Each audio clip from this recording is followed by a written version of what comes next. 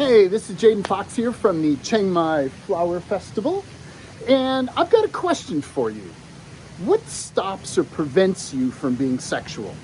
Like, feel into that. I often ask people that when they feel locked down. It's like, well, what is in there that causes that lockdown or that perceived lockdown? And how can we change that?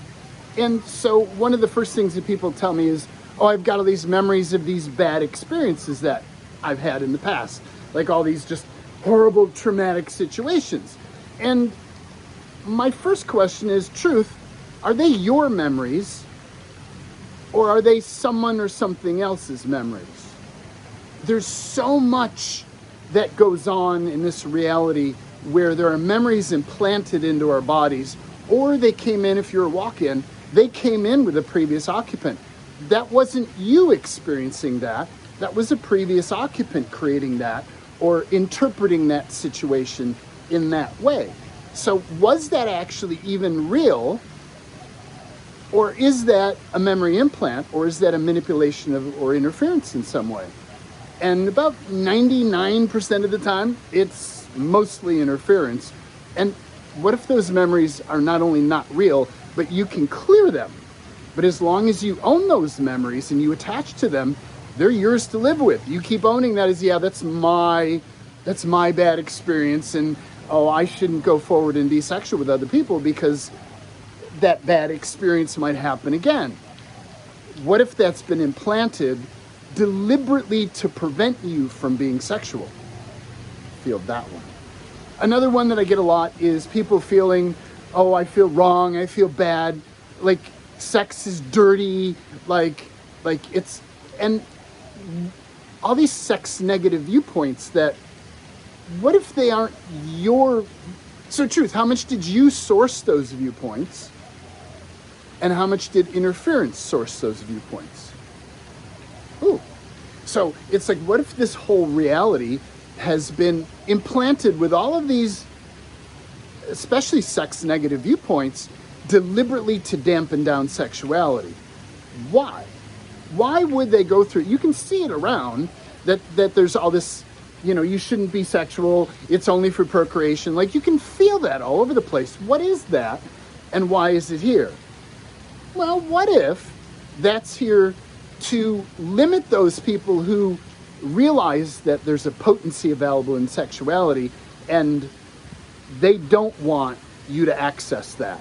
So if you do actually go to access that, you can break through all these layers and levels of bullshit that are normally compacting.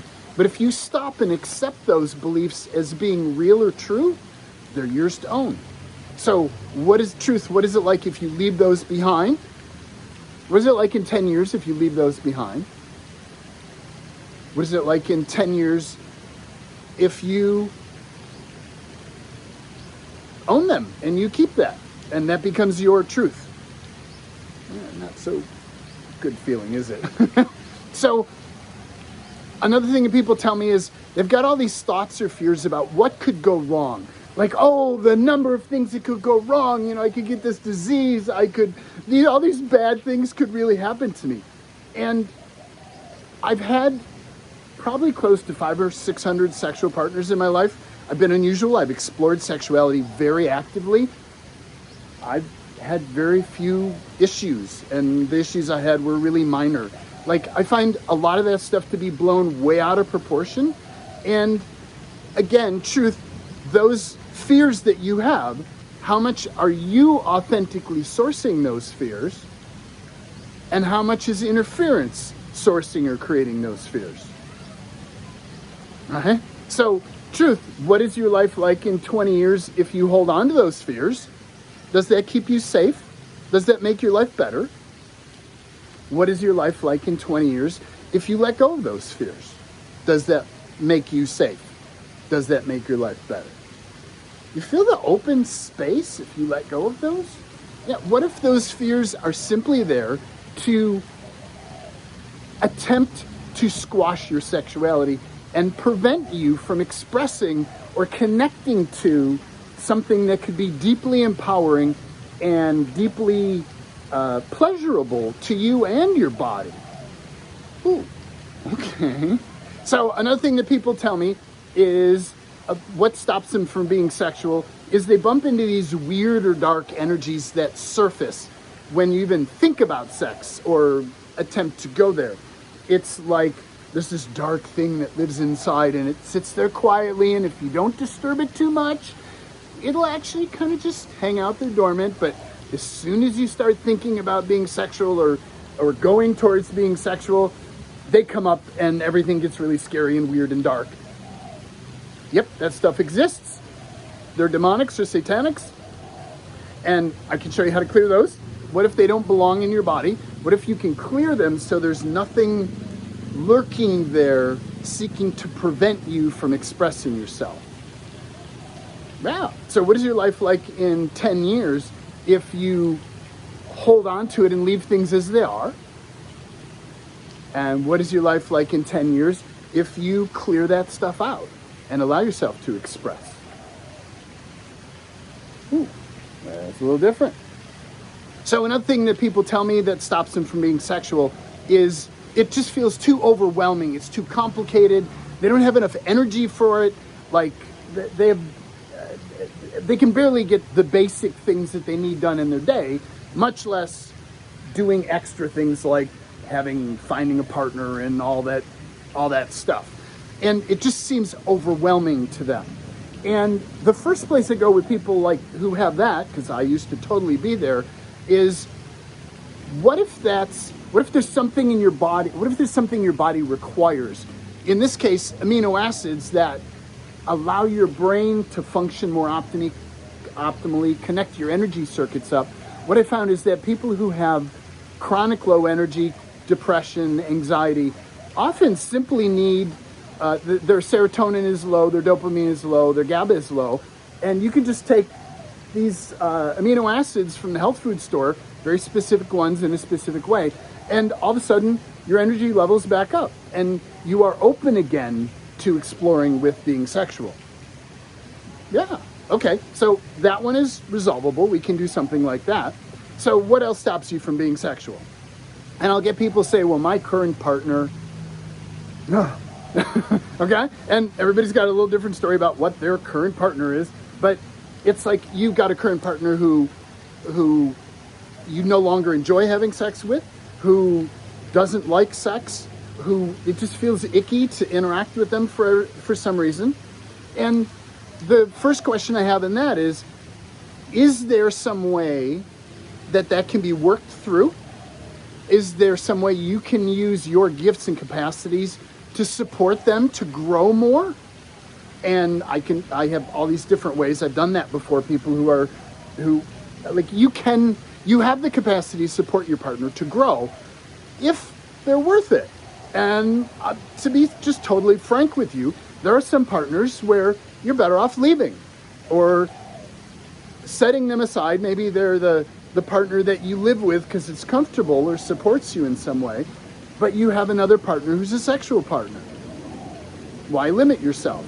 So what is it like in 10 years if you stay in the current situation that you're in and leave it exactly as it is? Don't attempt to change it at all. And what is it like in 10 years if you seek to either change the way your current partner functions or your connection with your current partner, or seek to find a way to negotiate and add in for you a partner who is fun and enjoyable and pleasurable to you? What is that like in 20 years? Wow, right? So often we tolerate these relationships that they just frankly suck. So why tolerate them? In this upcoming program, or in this course that I'm going to teach on sex magic, I'll teach you how to work with your partner, how to support your partner to change, or how to move on, and how to know what's true for you and what's real for you. So what else stops you from being sexual? Well, the one that I get a lot from everybody is this sense of, oh, I have these deep sexual traumas from when I was 3. I must have been sexually abused. You ever think that thought? If you ask people, have you been sexually abused? You'll find people will typically have this response. I don't know, but I think so. because blah, blah, blah, blah, blah, blah, blah. And what I found is this whole sexual abuse as a child thing has become this pop psychology, this thing that everybody passes around as, this is what causes sexual dysfunction. This is what causes problems with sexuality, is I was abused as a child. I was sexually abused. I was emotionally abused. I was abused by my religion. I was abused by my parents. Blah, blah, blah, blah, blah, blah. So truth, is that actually your authentic point of view? Or is that interference's point of view? Ooh. So what I found is that's an excuse that the Matrix has provided to justify all this weird shit that we pick up and take on. It's like there's all this compacted negativity and twisted stuff that we pick up just by being alive on the planet. Like, you don't have to do anything. Just being here, you pick that stuff up. And so you pick that stuff up and you question, is that mine? And the Matrix gives you this excuse of like, well, if you have that, you were probably sexually abused as a child and you've repressed it. You just don't remember it. Well, yeah, I don't remember my childhood very well, so that may be possible, and we accept that as a possible truth. But what if it's a lie? What if all of that is a lie? What if that's an excuse the Matrix provides to get you to accept and hold on to those limitations as if they may actually be yours? What happens when you own those? They become yours. It's your life, you own it, and it's yours to chew on, right? But what if they aren't yours?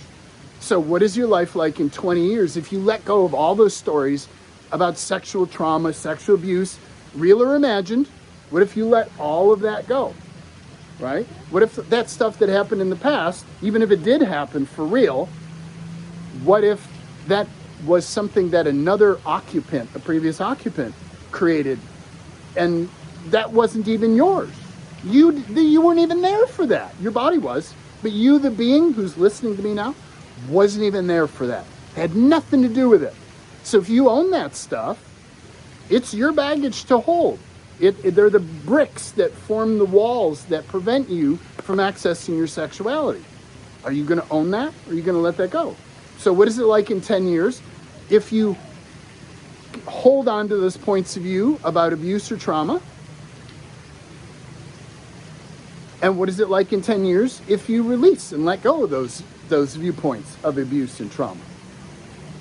Feel the space from letting go of that? Wow. To me, this reality is doing everything in its power to stop you from being sexual. Why? Because sex is magical. There is a energy that comes through when two infinite beings are together and being intimate with each other that transports both of them to an expanded place, that saturates your environment with this magic that allows you to accelerate your growth, accelerate your perception, accelerate your awareness in ways that are like mind-blowing. They're super quick. And I have other stories in other places where I shared about my partner who was fairly unconscious, who I walked him through and was able to get him to a place of being able to tap into the beginnings of sex magic. And dramatically, in a matter of months, he started to blossom and unfold in beautiful ways.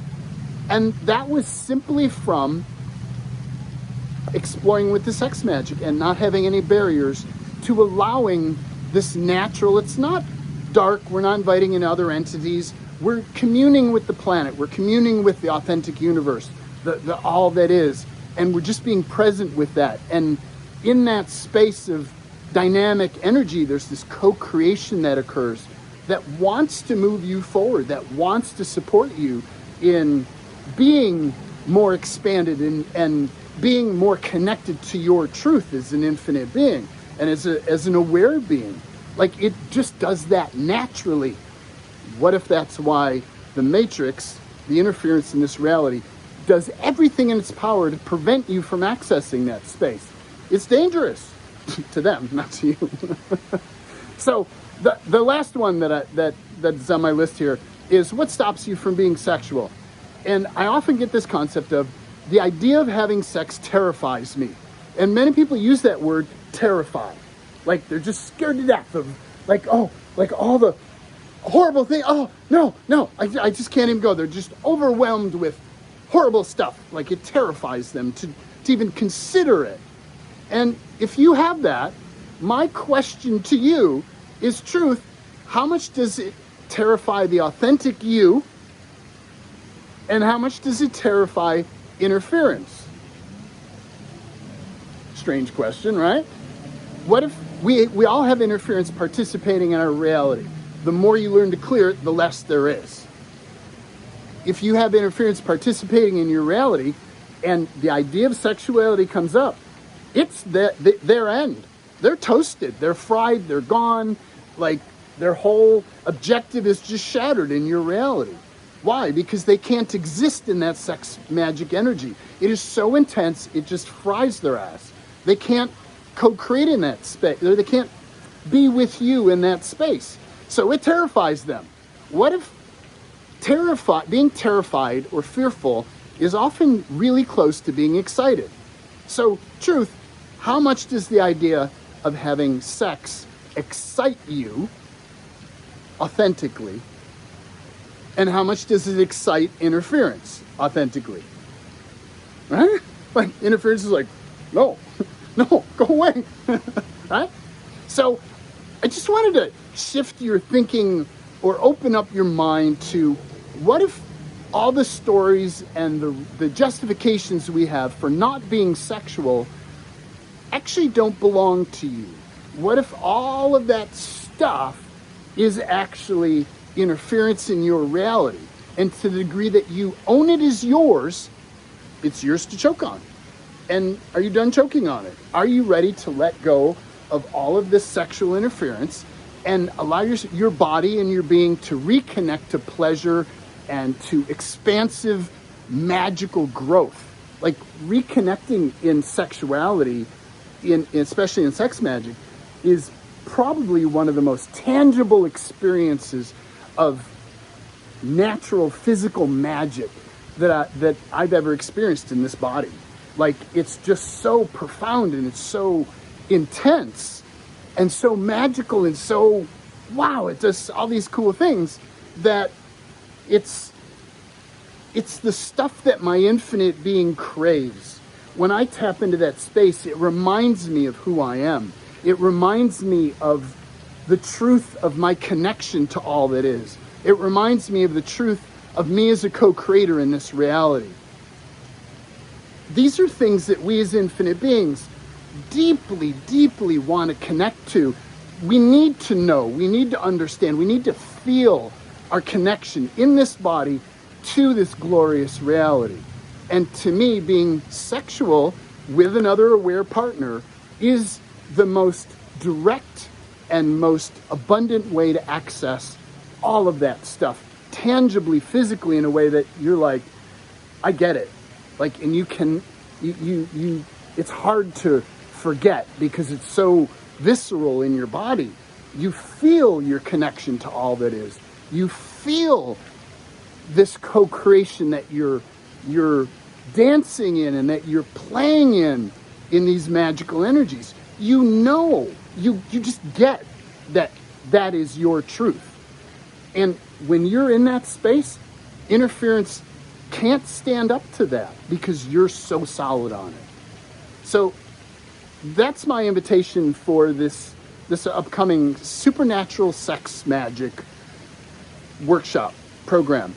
I want to take a group through not only clearing this stuff, but getting a really good sexual partner and how to navigate the weirdness so that it isn't weird anymore, and how to actually find your connection to this magic and start to co-create in this.